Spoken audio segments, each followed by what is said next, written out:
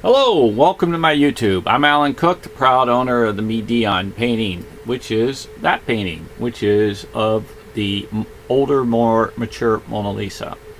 Most people know that this is the Mona Lisa also. It's in a different type of vase.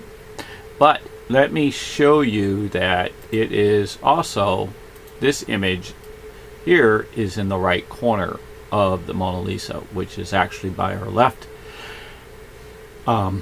elbow, super blown up.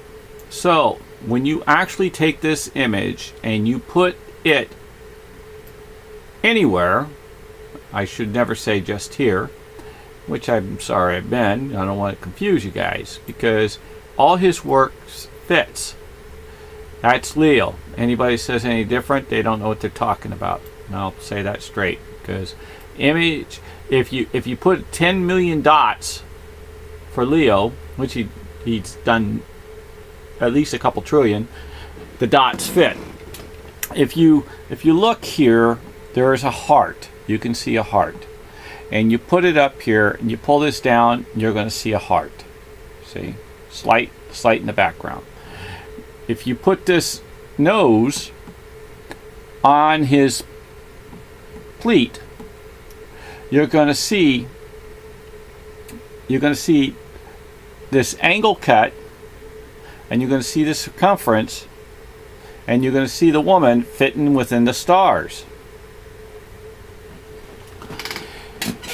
This particular image is also the nose on his hand that shows up right there. So when you take a look, you can see the circumference out of the stars and the elbow. You can see it. You can see his arm floating in the stars.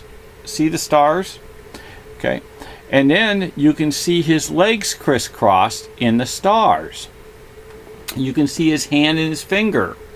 You see the surrounding area of the tip of his hat. Then you also see these other stars that float through here that shows the Mona Lisa and how she would move across. We're going to get to that, because if you see this here, you can see the eyes of the Mona Lisa in the stars. A trick of his. Now, when you end up with these images, it's going to get pretty heavy, because out of it, he did image, which I did in one of my YouTubes, about him and his private part. And I don't want to get into that one right now, but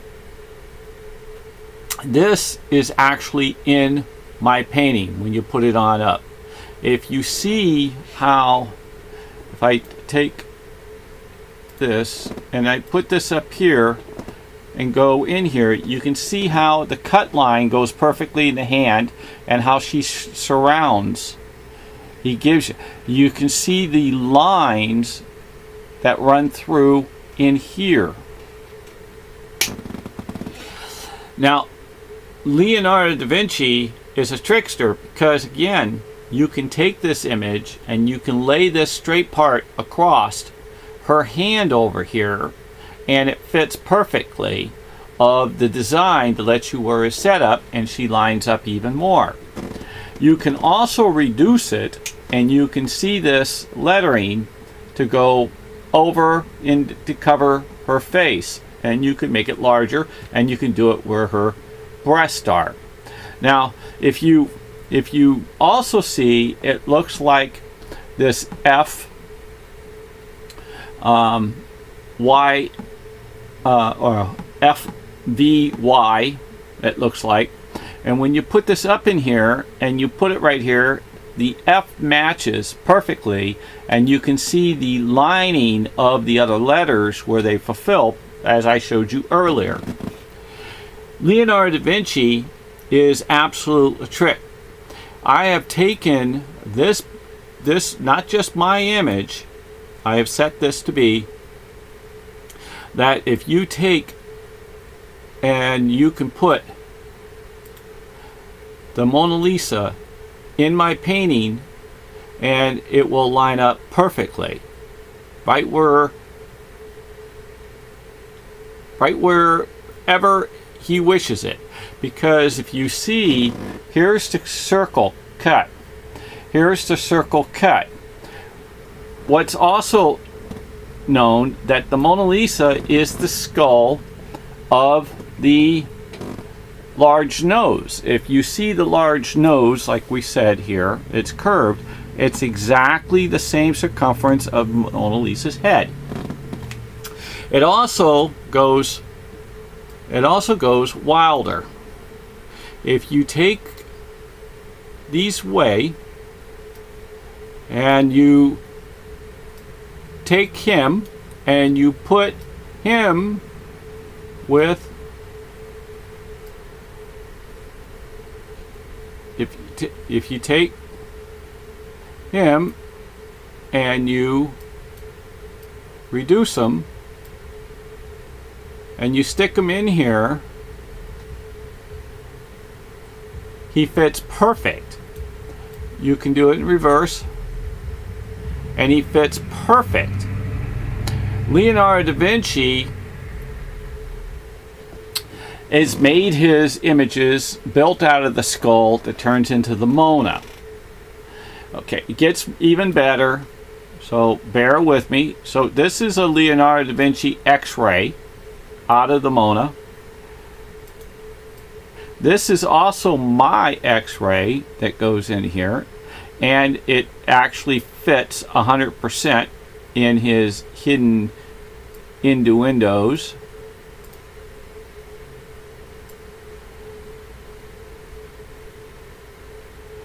If you can see how it's got this V here, and here's the V that goes here, and this is not 100% that I didn't reduce it all the way, but I guess I could just a little bit for you to see a little bit better.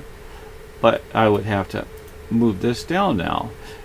But you do for viewing, depending upon what pull of the, you can see the V, how the V, and it fits. Now these other images that overflow, don't get them wrong, because it's a continuation of his artwork into other forms and different layers. I don't have to get into that right now because it gets more and more complicated. But here we go again. If we take this image and we lay it up in here, I don't know if you can see it so well, but he's in here, and when it transfers, it comes out to looking like the tiger. And if you see in here how the hand matches, and also the pointy hat. If you take a look, you can reduce this even further down and move it in a different position, because again, the pointy hat matches into the area, and you can see the outcome of my woman that comes on down, and you can see his face up in here that is made out of the stars. Now that particular one is my X-ray. We've done this one too, but I don't believe it transfers. Oh, it does. There it is. And you can see how it crisscrosses, and this is where it gets blown up at V, but in a smaller version. And you can see his leg with the stars, how they're over here and how it would come down, see? And how they float. And you can see how his shoes match down here into the point. And they can get bigger and bigger and bigger because the stars. That's another trick of Leo. Now, in Salvator Mundi, okay, he's in here big time. And he can fit his chin right into here, and you can see the circumference of his head right here. And he also fits in the Mona Lisa, obviously. And you can see his eyes that fit within here. See the eyes? Okay. Now, it gets even to where when you do this, you'll see his finger. You can see his finger cuts and how they move across. You see these dots? Now he has them here and so on, because he will exist anywhere and everywhere, just the same as any of his other paintings. It takes a long time to do this, and I've been working on it for some time. But this is also another image of Leonardo da Vinci, and you overlay his work in here, and you can put him on the chin, the same as Salvatore, and there's his images. And what's a fact that shows up is that you can see this dark, lighter area, and you can see the surrounding of the stars. Not only that, you can also see his eyes that are within it, and you can actually see this person that's floating around in here that is in here. You have to really go for it. If you take a look at his arm, you can see his arm through here. I put it on up. There's his arm. You can see his big hand right here. That's another works of Leonardo da Vinci that he hides. Extremely difficult. I thought I was the only one having a hard time. No, he makes it real hard for us to see. This is my black and white again, and it veers my arm across, and it goes right into the middle, or it goes anywhere you want, but in this particular case it shows up better in the middle because of the way it's been pulled in colors. So there's another image. Now here's she. Now she's very, very difficult. This is La Bella Principessa, and she actually has the image in her hair that comes up when you take a look at the darkness in her hair. The nose shows up right there. If you see the curve of the nose within the circle, it's right here. There it is. Now I know it doesn't matter, but I could sit here all day for probably 3 years and it's going to be everywhere. But if you want to even know if I line up this, you can see when I pull this down, you can see the nose in the stars aiming that way. Another hidden works of Leonardo da Vinci. Okay, I'm sorry if I'm throwing too much at you at one time, but this works also is in here. I forgot exactly where, but here it is. It's most likely in the heads, because if you take a look, Leonardo da Vinci used these as divas when you end up with a pointy head, and it's kind of like, you know, high-end, you know, maintenance woman or something. You can see the face and you can see the nose, and when you come here you can see the face and you can see where the nose was. And what is this one, I consider it easier. You can actually move it across and then match here too, but right here is a nice little spot, and you can see this pointy hat that she would be wearing. I do believe the baby shows up perfectly, and then also the ermine actually shows up perfectly. You can see the ermine in here that turns into a clown's face, which is easy to alter, and Leonardo da Vinci knows. But you can also see how the curvature of this particular body is the same as the curvature as this particular body. And then there's one more final piece here. Okay, and now we call this the Battle of Algeria. Okay, when you put the Battle of Algeria in here, you're gonna see that these images match absolutely beautiful.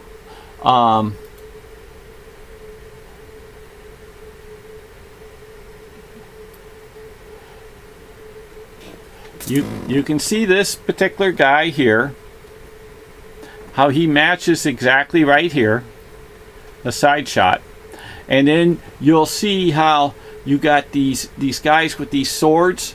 You got this guy with the sword here. You can see the sword going right across here. So all these little images and stars. Also, it's got the rump of the horse. You can see the circumference and the rump of the horse and this rump of the horse. You put them there, and you can see how the horse would move. You got here, here, here, here, here. So the Battle of Algeria moves all over. They're not going to be stationed. You're not going to station a TV. Okay, Leonardo da Vinci, as my father, being a television repairman, has taught me very well.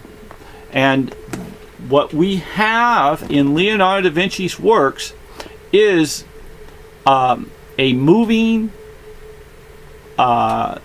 piece of art on canvas that is a TV moving like a flip book. If you take a look at the eye here, it fits perfectly within this. Now it's going to move, and you can even alter this. You can turn this 1 degree to the left, to the right, and you can do it each degree or even a partial degree. But if you get the system down, you can see how the eye would turn this way, how the eye turns this way, or you can move it and the eye be here or the eye be on this horse, because Leonardo da Vinci mathematically designed it that way. If you also take a look, you'll see that the horse's leg, okay, is identical, okay, into here. There's the horse's leg. Forgive me about the phone. And somebody loves me. Anyway, so what I'm trying to tell you is Leonardo da Vinci's skull is the Mona. And it's also many other things, and which I do not want to get into because I would have to click this not for kids. But I would love to spend days and days of discussing this. I put out a book called Passion of Love, and I'm telling you, you guys really, really, really need to understand that Leonardo da Vinci was a code man. He was a television man, like my father, and he was a trickster. He's got different layers. In the Mona Lisa and in my painting, and again, my painting is a diary of his 55 solid years of his work. And if you think about it, Leonardo da Vinci picked up a brush before the 55 solid years because his father knew he had talent before he went there. But that's where he went and met all his friends, and they have signed my painting in many, many different ways. When Leonardo da Vinci passed away, it's got probably 300 images of saying rest in peace and signed we love you and things. It's got this Melzi Francesca in here. It's got Sali written in here. It's got love making in here, and it's got love making here, and love making here, and here, and here. And the Mona Lisa has the same thing, identical. The Mona Lisa is truly a completely extremely happy girl. And I could tell you, when you take my man and you get him at the right size, and you stick his mustache here, or you stick his hair from his left eye area here, depending upon wherever you want to move him, because he would start here and move across anywhere in here, and his hair becomes her eyebrows. His mustache makes her smirk and smile because it tickles her. His hand lays on her chest and makes her happy. My woman lays in here like a baby. It goes endless. There is so much information that has been lost. I can't believe that the people that have the Mona Lisa have not discovered this stuff in which I have discovered. Of course, I've got 7 years invested, and I did all this work, over $500,000 worth of work, for only out of purity of love. Now, I'm going to put in this YouTube my emails, and I'm asking for financial support to help me continue. Now, I really do appreciate you guys watching. Appreciate you guys for all the kind comments and the kind thumbs up and the subscription, hitting the subscription button. Please hit the subscription button now, please. Anyway, and pass it on to a friend. I know it's a very long YouTube. It should go on forever because Leonardo da Vinci, his works is magnificent. I have so much more to say on my next YouTube, and hopefully I can get them down in sections, but this is the general along with all the others. Okay, God bless the whole world, the universe, and the heavens, and you have a great day. Amen.